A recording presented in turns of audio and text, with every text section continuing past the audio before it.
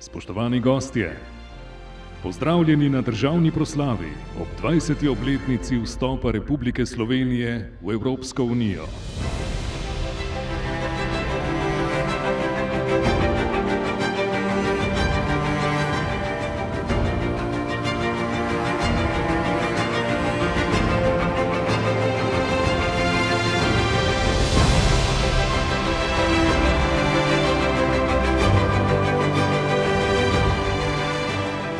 Slovenija je 1. maja 2004, pred 20 leti, skupaj s še 9 državami postala polnopravna članica Evropske unije.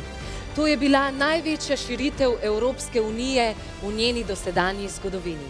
Vesel sem, da je ta slovesnost danes tukaj, na mestu pred občinsko palačo, kjer je bil položen prvi temeljni kamen za javno stavbo v takrat novem mestu, v Novi Gorici. Ideja Evrope je tista, ki lahko edina poveže vse evropske narode v to, da se morija druge svetovne vojne nikoli ne bo ponovila. Danes je 9. maj, danes je dan zmage. To je dan, ko Evropa slavi svojo osvoboditev.